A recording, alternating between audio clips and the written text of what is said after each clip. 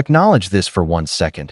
At 18,000 feet, small problems don't exist, only deadlines. Because on a routine afternoon flight cutting across dry desert sky, the captain's heart suddenly quit. No warning, no gradual fade, just one heavy slump forward into the controls. The plane didn't scream, it simply obeyed gravity. Nose down, speed climbing, altitude bleeding away like someone opened a drain. And in the right seat, the first officer tried to save it.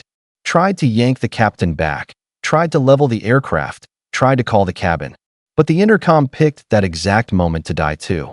One bad second stacked on another.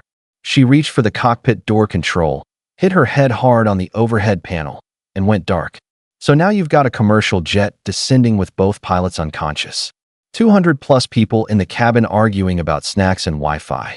Completely unaware their lives just became a math problem with no room for rounding. And here's the twist. The only person on board with the skill to land this aircraft isn't a doctor, or a veteran, or a business exec in first class. It's the teenager everyone has been treating like a child who needs a coloring book to stay quiet. In a hoodie, in the back half of the plane, ignored by every adult who assumed young means useless. And in about 20 minutes, she's going to have to do the one thing most grown pilots pray they never face. So before we get into how this turns into the most unbelievable landing of their lives, comment where you're watching from. And if you've ever been underestimated, say me in the comments too.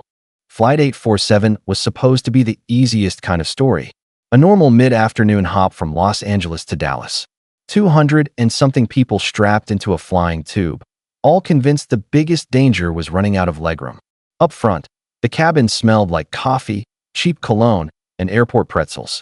Business travelers hammered keyboards like the economy depended on their emails. A couple of doctors traded quiet work stories. A few older vets sat with that calm posture people get when they've already seen real chaos and survived it. And then there was seat 19F, a kid in an oversized hoodie, curled into herself like she was trying to become invisible, earbuds hanging around her neck, a beat-up fantasy paperback open on her lap. The kind of teenager adults look at and instantly file into one category. Not my problem. A flight attendant drifted by with the warm, sugary voice people save for toddlers and pets. Hey, sweetie, do you want apple juice, cookies, anything at all? The girl didn't look up much, just smiled politely and said she was fine.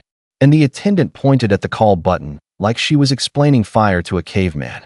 Now if you need anything, you press this little button right here. The girl nodded like, yes ma'am, I understand the concept of a button. The man beside her barely acknowledged she existed. He shifted his laptop cord when it snagged her backpack strap. Not a sorry, not a glance, just an annoyed huff like a chair leg was in his way. Even the older couple in front of her did that friendly, harmless thing adults do when they see a teen alone. They twisted around with soft smiles and polite questions. Flying by yourself, dear? Your parents must be brave. What grade are you in? She played the part they wanted. A quiet sophomore going to visit family. Safe, small, manageable. And that's the truth of it. On that plane, nobody saw her as a person with weight.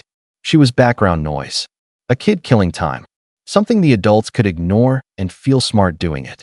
If you asked anyone on board who mattered most on Flight 847, they would have named the captain, the first officer, the doctors, maybe the veterans. Nobody would have pointed to 19F. Not in a million years. What nobody on Flight 847 understood is that the kid in 19F wasn't traveling alone because she was helpless. She was traveling alone because she was prepared. Her name was Mara Klein, and she'd gotten very good at looking harmless. It was a survival skill, not in the dramatic way, but in the everyday way. Because when adults think you're harmless, they stop watching you. And when they stop watching you, you get peace. Back home, Mara's life was built around aviation in a way most people can't even imagine. Her father, Grant Klein, wasn't the loud, braggy, I used to be military type. He was the quiet kind. The kind who says less because he's seen more.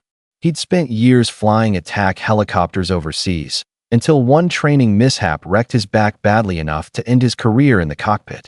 So he did the only thing that still felt like flying. He started teaching, not part-time, not casually, but like his whole nervous system still lived at altitude. And at some point, Mara became his most serious student. Her mother, Elena Klein, was the other half of the equation. An aircraft systems engineer who could look at a panel of instruments and tell you what was happening behind the walls. Not just what the lights said, but why they mattered, what failed first, what failed last, and what never fails until everything is already on fire. So while other kids were learning to drive in an empty parking lot, Mara was learning checklists, radio calls, emergency flows, and that cold, disciplined order of operations pilots live by. Her dad had one phrase he repeated until it felt carved into her bones. Hope isn't a plan, preparation is a plan. And he meant it. He'd run her through engine failures, electrical failures, cabin pressure problems, hydraulic issues, radio outages, bad weather scenarios, and ugly landings. Over and over, until she could do the steps without thinking, because in a real emergency, thinking is what you do when it's already too late. In their garage sat a home simulator setup that looked ridiculous to anyone who didn't understand it. Multiple screens, real controls, real switches, real procedures. It could mimic emergencies so accurately that Mara sometimes finished a session with her hands shaking like she'd actually survived something. Once, after a long training day that left her exhausted and snappy, she asked her dad why he pushed so hard. And he looked at her the way people look when they're being honest, not comforting. Because the universe won't wait for you to feel ready. It won't care how old you are. It won't care if you're scared. It just happens, and I'd rather you be overprepared and never need it than need it once and not have it. Mara learned something else too, something no textbook teaches. If you're young and you know too much, adults don't always clap for you. Sometimes they get uncomfortable, sometimes they get defensive, sometimes they laugh it off like you're playing pretend. So she stopped advertising it. At school, she became normal, quiet, slightly awkward, easy to overlook. On planes, she became invisible on purpose, hoodie up, book open, eyes down. But inside her head, the pilot part of her never really shut off. The moment she boarded Flight 847, she clocked the aircraft type without even trying. She listened to the engines during takeoff, felt the bank in the turns, noticed the rhythm of the climb, the steady pressurization, the tone changes most people never hear. All while looking exactly like what everyone assumed she was. Just a teenager killing time, safely insignificant. And that's what makes what happened next so brutal. Because when the cockpit goes quiet and the sky stops being friendly, the person everyone ignores becomes the person everyone needs. At 2:23 p.m., Flight 847 hit cruise like it always did. Seatbelt signs off, trays down, people exhaling into that lazy, "we're just riding now" feeling. Up front, Captain Ray Maddox, a seasoned veteran with a voice like worn leather, ran through his checklist with the calm rhythm of someone who'd done this 1,000 times. Beside him, First Officer Lena Chun monitored the screens, numbers steady, route clean, everything boring in the best way. Lena glanced over and made the kind of comment pilots make when they're grateful. "Smooth day, looks like clear skies all the way." And Captain Maddox started to answer, something like, "Finally, a quiet one." He never finished. It wasn't dramatic in the way movies do it. No slow clutching, no heroic last words. Just a sudden freeze in his eyes, a sharp inhale like his body forgot how to work, and then his weight tipped forward. His hands dropped, his chest folded, and he slumped into the control yoke like a sack of sand. Instantly, the aircraft responded. Not emotionally, not carefully, just mechanically. Nose down, descent beginning, alarms waking up like angry dogs. Lena's brain snapped into emergency mode. "Captain, Captain." She grabbed him, tried to pull him back, tried to hold the yoke steady with one hand and drag a grown man away from it with the other. And that's when you realize how unfair physics is. A fully grown body collapsing forward has the leverage of a wrecking ball. She could feel the yoke fighting her, feel the plane wanting to dive. She strapped one hand into control, used her whole upper body to yank him away, and managed, barely, to level the aircraft. But he kept slumping forward again and again, like gravity had a personal grudge. She needed help, not later, now. So she hit the intercom to call cabin crew. "Cabin crew, cockpit, I need immediate assistance." Nothing. She tried again, sharper this time, more urgent. Still nothing, just dead air. Because of course the one moment she needed that system to work, it didn't. So Lena reached for the cockpit door control to unlock it manually. Trying to keep the plane stable with one hand while stretching up with the other. Her body twisted awkwardly in the seat, eyes darting between the falling altitude and the overhead panel. And then it happened fast. Her head cracked hard against the edge of the overhead console, the kind of impact that instantly turns your vision into fireworks. She blinked, tried to focus, reached again, missed the switch completely. Her arms went heavy, her thoughts went muddy, and the last thing she felt was the sick realization that she was losing the fight against her own brain. Lena slumped sideways, unconscious. Now both pilots were down. One collapsed forward, still pushing the yoke, the other limp in her seat. And the aircraft, this massive, powerful machine, was taking the only input it was getting. Down, down, down. And in the cabin behind that locked door, people were still asking for snacks, scrolling their phones, and pretending the sky was a harmless place. Mara felt it before anyone else did. Not panic, not fear, just something being wrong in a way her body recognized before her mind named it. The engines sounded the same, steady and confident, but the pressure in her ears shifted. The floor tilted just enough to register. Not a smooth, planned descent, but a quiet slide forward. Her fingers froze on the page of her book. That wasn't right. She pulled her earbuds free and sat up straight, eyes unfocused, listening, feeling, counting. The aircraft was descending, but the power hadn't changed, which meant one thing. Either someone was pushing the nose down, or no one was flying at all. Around her, nobody cared yet. A man too rose up, laughed at something on his phone. A kid kicked the back of a seat. Life went on, blissfully unaware. Then the laptop beside her slid forward a few inches.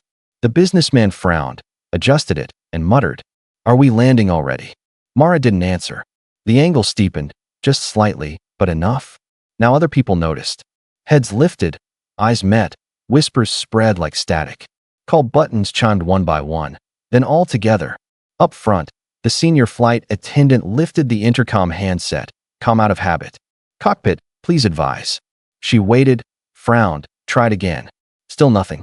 The third try didn't even crackle. Her training told her what her instincts already knew. This wasn't a delay. This was a problem.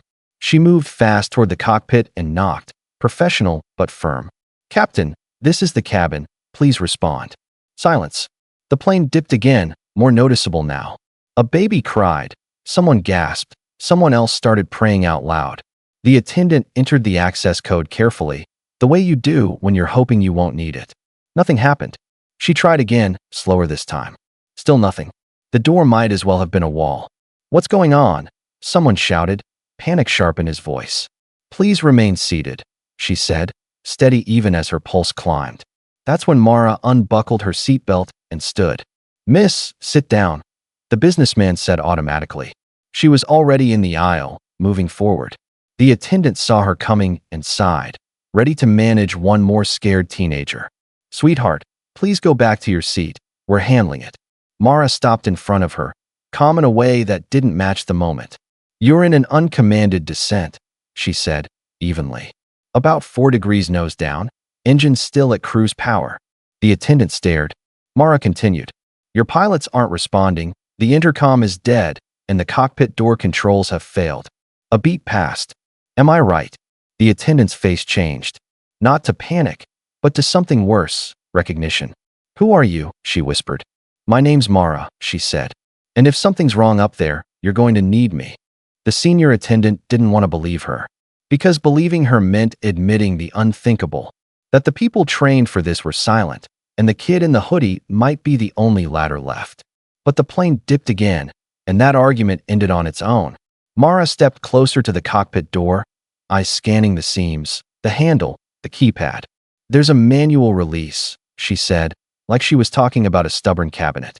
"The electronic lock can fail, but the mechanical system still exists." The attendant swallowed hard, then turned and snapped orders like a woman grabbing the last rope on a sinking ship. "Forward galley, bring the emergency access kit, now." When the kit arrived, Mara didn't hesitate. No shaky hands, no wide-eyed uncertainty, just focused movements, like she'd opened 100 panels exactly like this before. "Hand me the panel tool," she said. The attendant did, still half expecting an adult to appear and stop this. But no adult appeared, only the steady descent and the growing cabin noise behind them. Mara popped the access panel, exposed the mechanism, and worked the manual override with quick precision. Not forcing it, not guessing. Doing it like she understood what was happening inside the door. 90 seconds later, the lock clicked. The cockpit door swung inward, and the scene inside hit like ice water. Captain Maddox was collapsed forward, limp, his weight pinning the yoke down. First Officer Chun was slumped sideways, unconscious, a bruise blooming on her forehead like ink in water. Warning tones chirped, lights glowed, and the nose angle on the display told the truth. This plane had been flying without a conscious human being. Mara's stomach tightened, but she didn't freeze. She raised her voice down the aisle, sharp and clear. "Medical help. Now, if you have training, come forward." A man pushed through the crowd almost immediately. "I'm a paramedic," he said, breathless. Mara pointed without looking away from the instruments.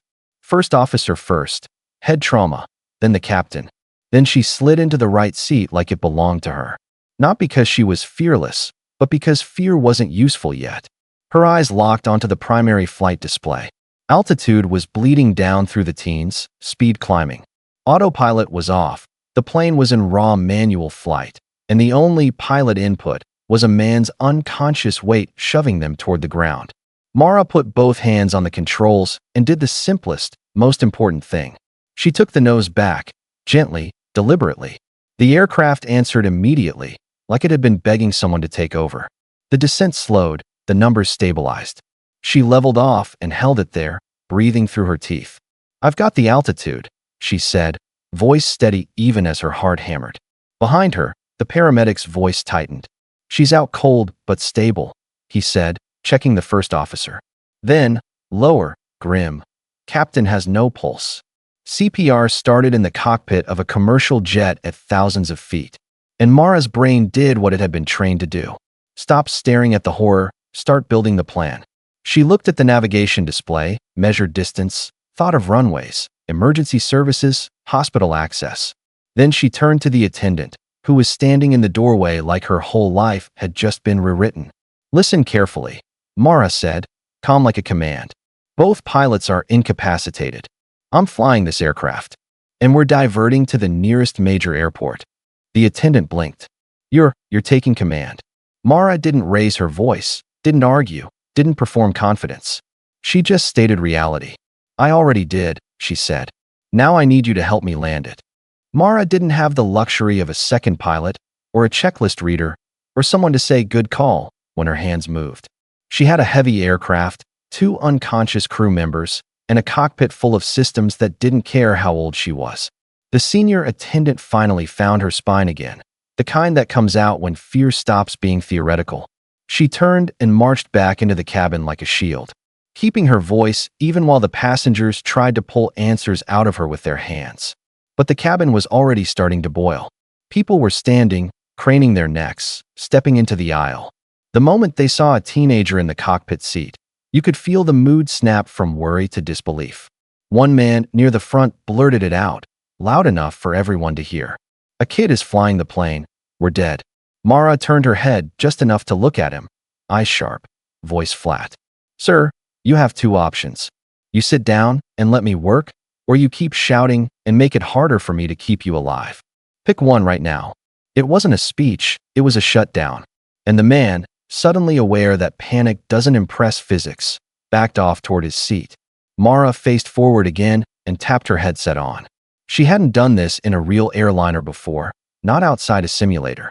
But radios were radios, procedures were procedures, and comms sounded like competence. "Phoenix approach, this is Flight 847, declaring an emergency," she said, steady. There was an immediate response, sharp and professional. "Flight 847, Phoenix approach, state your emergency." Mara swallowed the one lump in her throat and went straight through it. "Both pilots are incapacitated. Captain is unresponsive. First officer is unconscious from head trauma. I am a civilian pilot with extensive training. I am currently flying the aircraft. I need priority vectors to Phoenix Sky Harbor and medical standing by." A pause hit the frequency, not long, but long enough to feel like the entire desert was listening. Then the controller came back, voice controlled, like he'd decided fear wasn't allowed on his channel. "Flight 847, Confirm both pilots are incapacitated. Affirmative, Mara replied. My name is Mara Klein, instrument trained, over 400 hours in flight and simulator time. I can fly and land the aircraft, but I need guidance. Another pause, then the controller's tone softened just a fraction. Understood, Mara, we're going to get you down safely. Squawk 7700. Tell me your altitude and heading. Mara's hands moved without drama. Squawking 7700. Currently level at 14,000 feet, heading 055, approximately 180 miles west-southwest of Phoenix. Roger, the controller said. Maintain 14,000, turn right heading 075, cleared direct Phoenix Sky Harbor. We'll set you up for a long straight in to runway 25 right. It's over 11,000 feet, plenty of room. Copy, Mara said, and eased the aircraft into the turn. The jet rolled smoothly, heavy but obedient, like it wanted someone competent at the wheel. On the ground, the controller, Caleb Morris, was already coordinating behind the scenes. Not wasting oxygen on judgment, just stacking resources. Best controllers on frequency, supervisors listening, emergency vehicles rolling, runway clearing, medical teams staged. Because the only thing more terrifying than a kid flying a jet is nobody flying it at all. Back in the cockpit, Mara had to juggle what airlines normally spread across two pilots. Navigation, radios, airspeed, altitude, approach planning, and a cockpit that suddenly felt too big for one person. She did what her father taught her in the garage. Prioritize, compartmentalize, execute. Flight 847, descend and maintain 10,000. Reduce speed to 250 knots, Caleb said. Descending to 10,000, reducing to 250, Mara replied, pulling power back carefully. The aircraft began a controlled descent, smooth and measured. Not falling anymore, flying. In the cabin, the senior attendant made her announcement with the kind of calm that's half training and half prayer. We are diverting to Phoenix due to a medical emergency with the flight crew. A qualified civilian pilot is assisting in the cockpit. Please remain seated and follow crew instructions. That wording mattered. Because people don't handle raw truth at 18,000 feet, they handle packaging. Still, fear leaked through the seams. Some passengers cried, some argued, some stared forward like staring could steer. One older man with an Air Force patch stood up and barked at the cabin like a drill sergeant. Sit down and let her work. Panicking doesn't help. In the cockpit, the paramedic fought for the captain's life in tight quarters, sweat on his forehead, arms burning. He's got a weak pulse, he said, voice strained. He needs a hospital now. He'll get one, Mara replied, eyes on the instruments. Will be. The highway finally appeared ahead like a thin gray thread stitched across empty land, and from 30,000 feet, it looked ridiculous, like trying to land a whale on a sidewalk. The captain saw it too, and his voice came through the radio with a crack in it now. Not panic, just the raw edge of reality. Sparrow, I've got the road in sight, but we're high and long, and if I aim straight in, we'll either overshoot the safe section or come down wrong. The girl didn't flinch. She didn't fill the air with comfort words. She gave him the one thing pilots need when fear shows up, a plan. Copy. Sir, you're going to use your extra altitude like money. Spend it on positioning, not on hope. She tapped her screen, eyes locked, voice steady. Extend speed brakes to about half, not full.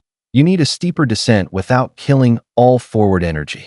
In the cockpit, the first officer hesitated just a beat, because this was an aggressive call for a heavy airliner with no engines, and it was coming from a child. Then she looked at the captain and said the only honest thing left. We don't have a better option. The speed brakes deployed, and the jet immediately felt different. The nose dipped, the wind noise rose, the cabin angle shifted just enough for everyone to feel it in their stomach. A wave of cries surged again, because humans can handle fear, but humans hate change, and that change felt like the start of impact. The lead attendant grabbed the PA, and her voice cut through the cabin, sharp and clear.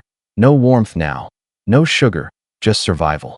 Brace position, heads down, stay down until we stop. Brace, brace. The girl squeezed the stuffed bird to her chest for 1 second, then put it in her lap and tightened her belt until it hurt. Back on the radio, the girl spoke fast, guiding the last chess moves. Sir, You're going to pass over the highway first, then do a controlled 180 to line up with the cleared stretch from the south end. You need the longest rollout possible." The captain stared forward, jaw clenched. "That's a big turn for this aircraft." "Yes, sir," she replied. "But you have altitude now, and you won't later. Fly it smooth, bank around 30 degrees, hold 220 until you're rolled out, then retract speed brakes and commit." For a breath, the cockpit went quiet, and then the captain said, "Okay, Sparrow, we're doing it. Stay with us."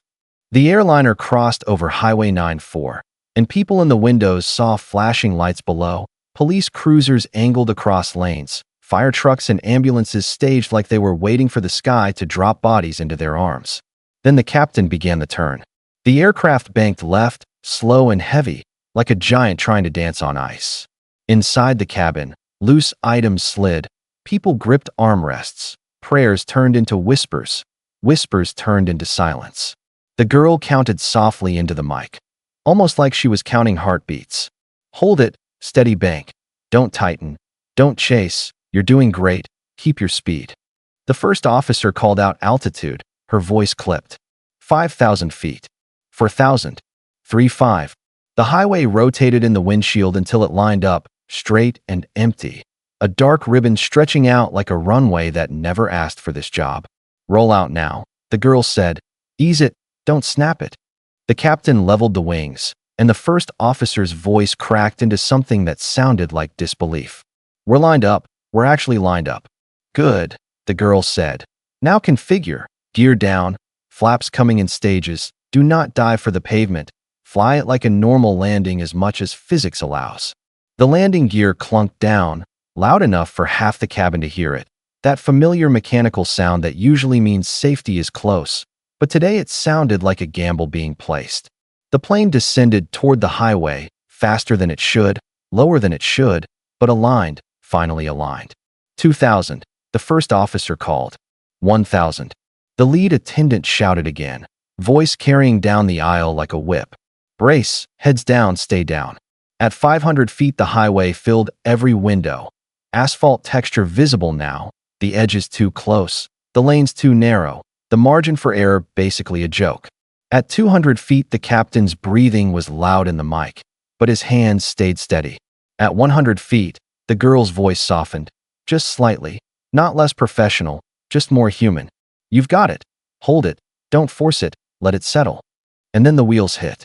Not gently, not gracefully, but controlled, solid contact. Tires screaming against hot road. The fuselage shuddering like it wanted to tear itself apart. The captain stood on the brakes. The aircraft rattled over imperfect pavement. Emergency vehicles racing alongside. Every passenger feeling the deceleration slam them forward as if the plane was trying to throw them OU. Mara's mouth went dry. Her hand stayed steady. She watched the vertical path indicator like it was a lifeline, made micro corrections, tiny roll inputs, small pitch changes, power adjustments measured in millimeters. A gust nudged the nose left. She corrected right, smoothly, no yanking. Centerline stayed centered. 500 feet, Caleb called, because she didn't have a co-pilot to do it. Speed on target. The runway filled her vision now. Emergency trucks lined both sides like witnesses. And for the first time, Mara's mind tried to shove in one useless thought. What if I mess this up? She kicked it out instantly. Not with bravery, with training. Procedure first, feelings later. 200, Caleb said. Start looking toward the far end of the runway. Mara shifted her focus, not staring at the numbers now, but feeling the aircraft. Feeling the sink rate, the speed, the heaviness of a jet that wanted to keep flying forever. 100. Throttle idle on my call, Caleb said. The runway rushed up. Mara, 50. Throttle idle. She pulled the throttles back, engines winding down. Now it was glide and gravity. 30, Caleb said. Begin the flare, gentle back pressure. Mara raised the nose slightly. Not too much, not too early. She held it, feeling for the right moment. 10, Caleb said, voice steady. Hold it, hold it. Then, the touchdown. Not soft, not pretty, but solid and real. The main wheels hit with a heavy thump that jolted through the frame. The aircraft bounced, just a quick hop, and Mara's stomach dropped. But her hands didn't panic. She held her attitude, kept the nose controlled, Let the jet settle back onto the runway like she was pressing a giant stamp into wet ink. Good. You're down, Caleb said. Thrust reversers now. Mara pulled the reverser levers. The engines roared. The deceleration pushed her into the harness. She pressed steady brake pressure, not stabbing, not hesitating. The jet slowed fast. 100 knots, 80, 60. The runway stretched ahead with room to spare. Keep it straight, Caleb coached. You've got it. 40 knots, 20, 10. And then, full stop. For a heartbeat, the cockpit went silent except for breathing and distant alarms. Then Caleb's voice came through, lower now, thick with something human. Flight 847, you are stopped on runway 25 right. Emergency services are approaching. Mara, you just saved everyone on that aircraft. Mara let go of the controls, and only then did her hands start shaking. Not because she was weak, because the job was finally done. The moment the jet stopped, time snapped back into motion, like the whole world had been holding its breath and finally remembered how to inhale. Outside the windshield, emergency vehicles swarmed in from every direction. Fire trucks, ambulances, runway units, lights flashing hard in the desert sun. And within seconds, the aircraft wasn't a miracle anymore. It was a medical scene. The senior attendant rushed into the cockpit and grabbed Mara in a tight, shaking hug. You did it, she whispered, like saying it out loud might make it real. Mara didn't answer at first. She couldn't. Her throat was tight, eyes burning, hands trembling in her lap like they belonged to someone else. Then the door opened again and paramedics poured in. Fast, efficient, no drama. They took one look at the captain and moved with purpose. Oxygen, monitors, meds, a stretcher angled awkwardly through the cockpit space. The paramedic who'd been doing CPR leaned back like his arms finally remembered pain. He's alive, he said, exhausted.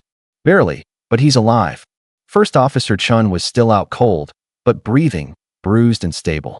They got both pilots out quickly, surrounded by professionals who didn't care about the story, only the outcome. Behind them, the cabin erupted. Applause, crying, laughter that sounded half hysterical.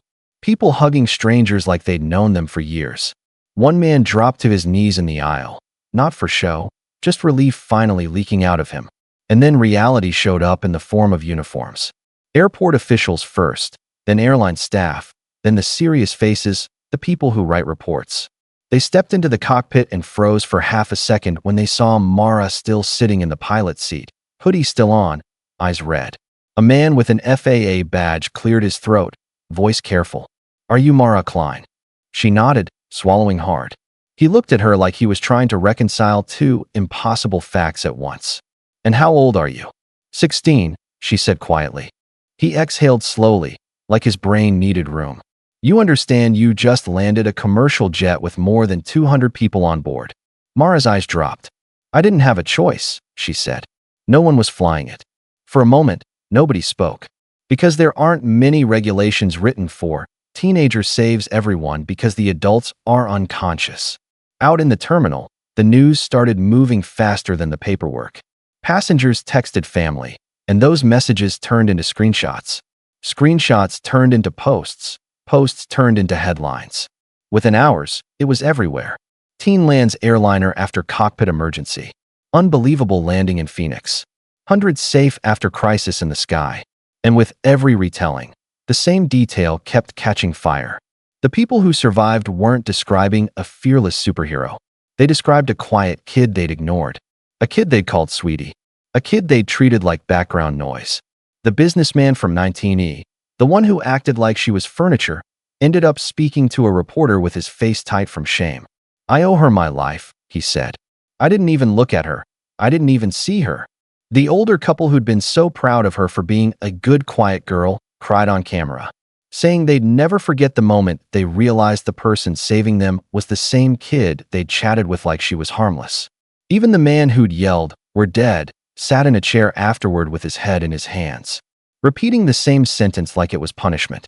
She told me to sit down and I did, because she sounded like the only adult left.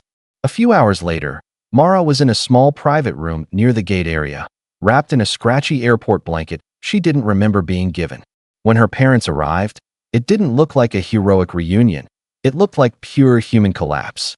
Her mother burst through the door and grabbed her like she was afraid letting go would undo the day. "I thought I lost you," she said, voice breaking. Mara tried to speak, but her own tears surprised her. "I'm here," she managed. "Everyone's here." Her father came in right behind, moving carefully, pain written into the way he carried his body. But his eyes were shining, not with pride like a trophy, but with the kind of relief that shakes a person. He didn't say much at first. He just held her hand like he was confirming she was real. Then he whispered, "You did exactly what you were trained to do." And for the first time since the descent started, Mara let herself fully feel it. Not the adrenaline, not the fear. The weight of the fact that hundreds of people were alive because she didn't freeze. Because she didn't wait for a real adult. Because she acted. The official investigation moved fast, because everyone involved understood the same awkward truth. On paper, Mara shouldn't have been the one in that seat. But in reality, the seat was empty, and empty seats don't land airplanes. A week later, the conclusion was blunt. Yes, she acted as pilot in command without the normal certifications. And yes, under normal circumstances that would be a problem. But these weren't normal circumstances. They were the kind that don't care about paperwork. So there was no punishment, no scolding, no "don't do that again." Just a formal commendation for civilian bravery. And a quiet understanding that the rules exist to save lives, not to punish the person who just did. The airline's executives tried to act calm at the press conference, but you could tell they were still shaken. One of them said something that sounded like corporate speech until you heard the sincerity under it. "We don't normally make offers to 16-year-olds. But Mara Klein isn't normal. They offered to sponsor her entire training pathway. Every rating, every hour, every check ride. And a guaranteed job the moment she was legally qualified. Then came the hospital visit. Captain Maddox, pale and hooked to machines, asked for one specific person. Not the doctors, not the executives, not the reporters. Her. Mara walked into his room feeling smaller than she had in the cockpit. Because landing a jet is technical. But standing in front of the man who almost died is personal. Captain Maddox looked at her, voice weak but clear.